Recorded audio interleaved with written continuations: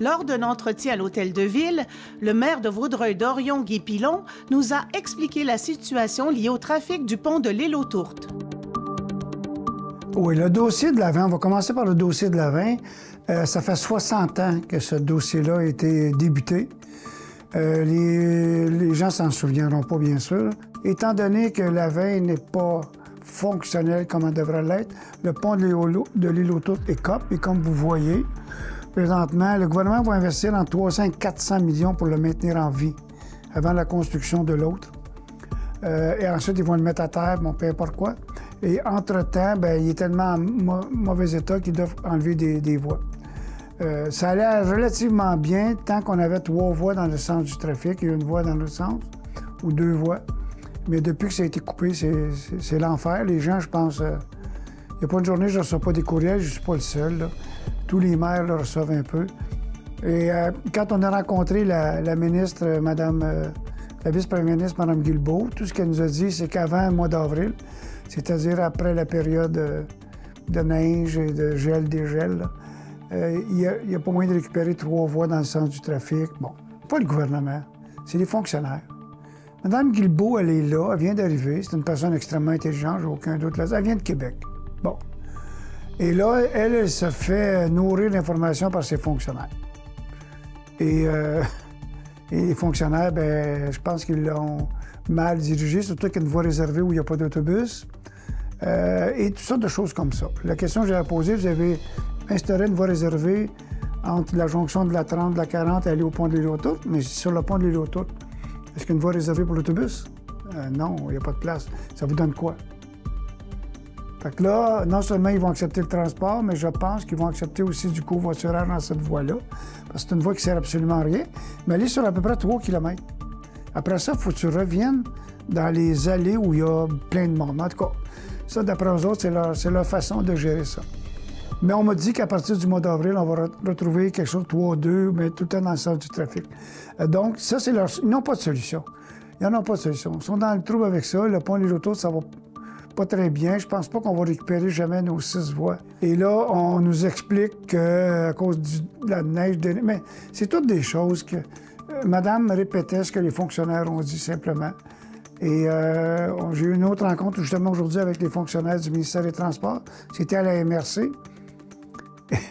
Et là, ils nous expliquaient des choses, comme une autre aberration. Pour moi, la 30 bloque à tous les matins, direction Montréal, tous les matins, parce qu'on passe de 2 voies à 1 voie. Et là, on a dit, essaye de faire l'inverse, c'est-à-dire faire monter 2 voies, puis juste 1 voie par la 40. Mais là, c'est pas ça qu'ils veulent faire, là. Ils ont un projet de 50 millions pour élargir le viaduc qui passe par-dessus le chemin de fer, donc la 30, monter à 2 voies, et ils veulent garder la 40 à 2 voies. Donc, quelqu'un, n'importe qui, là, qui est, même sans être un gros technicien, OK, mais là, vous allez tomber à 3 voies après? Elle a dit oui. Et j'ai dit, et le pont de l'Île aux Tourtes, il y a combien de voies? 3 voies. Alors, ça vous donne quoi de mettre 4 voies là, alors que vous, à moins que vous vouliez agrandir l'autoroute 40 jusqu'à Montréal à 4 voies, alors que vous savez très bien que ça va tomber dans un goulot, dans un entonnoir, juste avant Saint-Charles.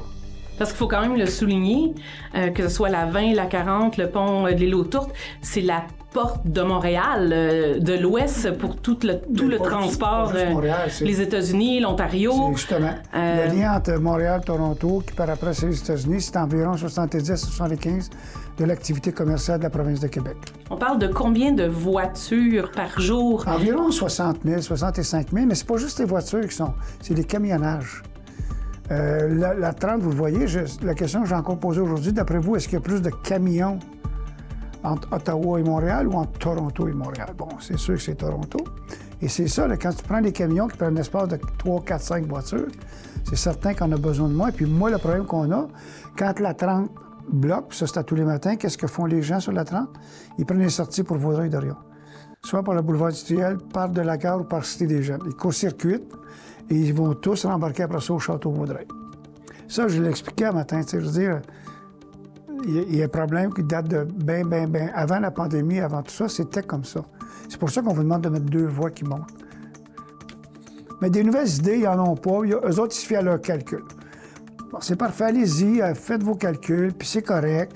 Il nous dit c'est 20 minutes par jour. Il faut le voir pour le croire. Parce que là, en plus de la 30, on a le pont de l'île aux Tourtes présentement. Et comme je vous dis, tout ça, c'est vraiment sur plusieurs kilomètres maintenant. Puis comme on ne peut pas se rabattre sur la 20, parce qu'à l'île Perrot et à Vaudreuil-Dorion, c'est 5 lumières, c'est des lumières, c'est bon. On n'a pas l'alternative. Ils auraient dû, tant qu'à moi, finaliser la 20, et ensuite de ça, on peut prendre des travaux. Peut-être qu'il n'y a pas le choix. Et au moins, les gens auraient eu une fluidité sur la 20. Et au lieu de passer ici par la 40, bien, ils auraient peut-être continué sur la 20, sortir à Kirkland un peu partout pour revenir rendre la 40. On dirait qu'ils n'ont pas ils n'ont pas la vision globale mais c'est tout le temps, on va faire une étude d'impact, puis tata. Quand on ne veut pas faire quelque chose, fait que c'est 3 ans minimum en partant, là, parce qu'il faut qu'elle fasse ses études et tout ça. OK, mais entre-temps, là, le chemin est là. Laisse-moi aller avec ça, on va t'emmener du gravier, puis de l'asphalte, puis des boules, là, puis dans 2 mois, tu as une voie de contournement. Mais ça ne marche pas comme ça au gouvernement.